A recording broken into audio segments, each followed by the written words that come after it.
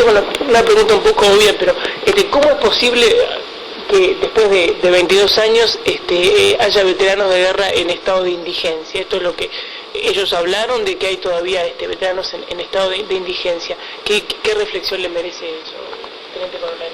Es la realidad del país. Es decir, la situación de indigencia no es un problema de los veteranos de guerra. La diferencia entre el veterano de guerra y otro ciudadano es que el veterano de guerra ha dado testimonio de defensa de los intereses de la patria.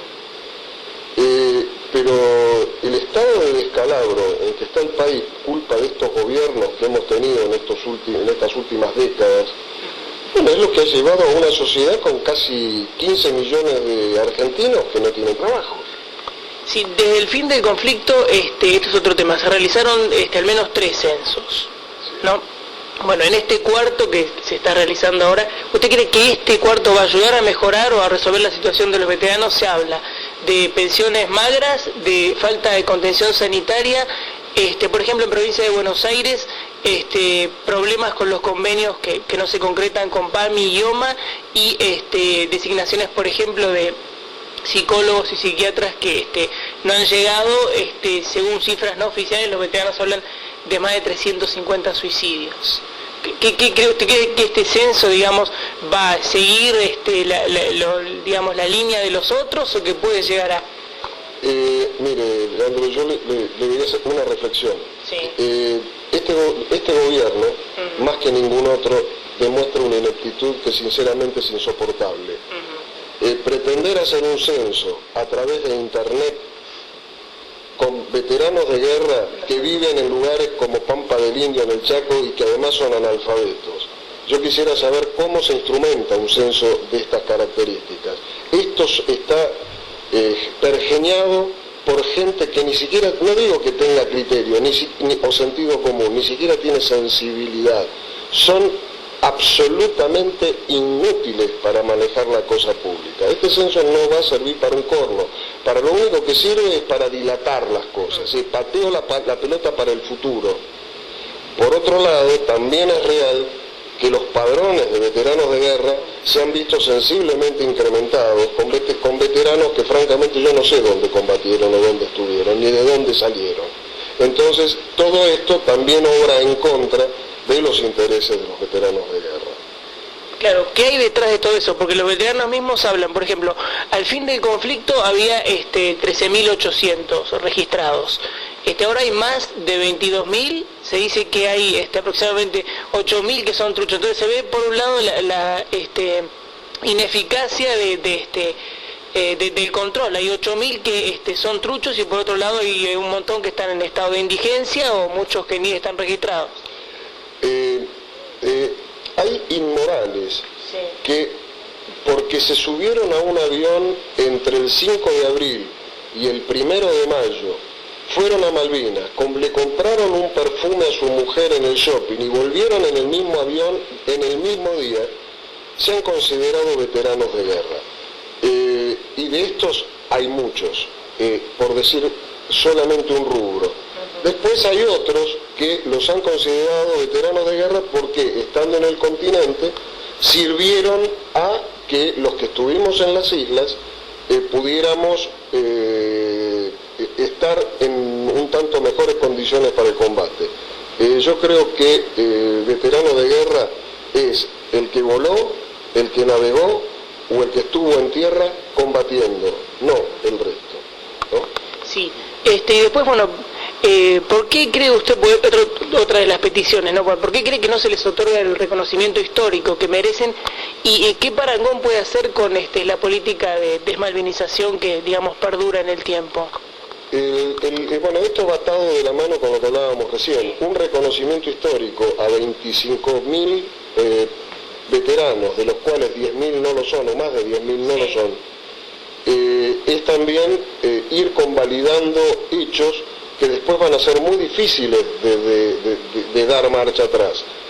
Con respecto a estos veteranos que yo digo que son inmorales, porque han aceptado un reconocimiento que no se merecen, el hecho mismo de ya le figuren sus legajos su condición de veterano de guerra, va a ser muy difícil porque es como que uno ya ha, como que dicen los políticos que son conquistas sociales, ¿no? Son conquistas de las cuales después es muy difícil dar marcha atrás. Y con respecto a la política de desmalvinización, que digamos perdura en el tiempo. Malvinas es una causa que aglutina, que une. Usted fíjese que tanto la extrema izquierda como la extrema, bueno, no hablemos de la derecha en nuestro país, porque acá de derecha se entiende por la derecha liberal, ¿no? Pero en general, todos coinciden en que Malvinas constituye hoy una causa nacional, y que es una causa que une, que aglutina. Después están los que, por supuesto, los que no soportan la unidad de la gente, no soportan la unidad nacional, no soportan que los argentinos nos unamos detrás de un proyecto de nación. Y bueno, la desmalvinización se instaló en la Argentina el 14 de junio y a partir de ese momento no ha cesado. Es decir, se utiliza así como en vísperas de actos electorales. Fíjese que si estos veteranos que están vivaqueando en Plaza de Mayo desde hace 100 días, si este año fuera un año electoral, pero se lo aseguro con total seguridad que en absoluto estarían en la carpa, ya tendrían todo solucionado. Pero como este año no es un año electoral, Malvinas pasa a segundo plano, tercer plano, o por ahí ni pasa. ¿Usted cree también en relación a esto que, digamos, el juego diplomático, como se ve, de idas y vueltas va a continuar y que la recuperación, digamos, de las islas, no hay intención política? No. Leandro, estando la Argentina en muchísimas mejores condiciones que ahora, la única alternativa que nos dejaron los ingleses fue la de la recuperación por la fuerza. Durante 17 años, hasta el 2 de abril de 1982, Inglaterra se negó a negociar absolutamente nada respecto de Malvinas. Y no solamente se negó a negociar, sino que generó acciones absolutamente contrarias a las disposiciones de Naciones Unidas y absolutamente contrarias a la búsqueda de una solución pacífica. Y a la Argentina no le dejó otra alternativa más que hacer lo que hizo el 2 de abril. Esto es porque muchas veces se dicen que fue un manotazo de ahogado del proceso militar. No, el gobierno militar de ese momento hizo lo único que podía hacer. Que lo pudo haber hecho mejor, no me cabe la menor duda. Y entonces en relación a esto también esta pregunta, que es algo que afirmó alguna vez el general Lubinarias, que ¿usted cree también entonces que falta aún que la sociedad argentina reconozca el mérito profesional de nuestras fuerzas que provocaron daño a uno de los mejores ejércitos del mundo?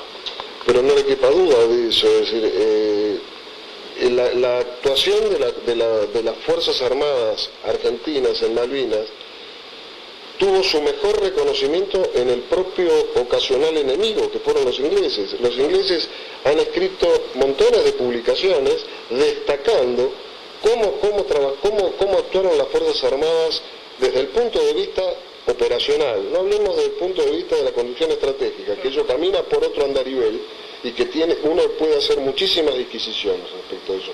Pero en lo estrictamente relacionado con la estrategia operacional, no tiene ningún tipo de cuestionamiento, todo lo contrario. Ha habido grandes reconocimientos, y grandes reconocimientos no solamente por los ingleses, sino por otros ejércitos del mundo. Bueno, 3 grabando.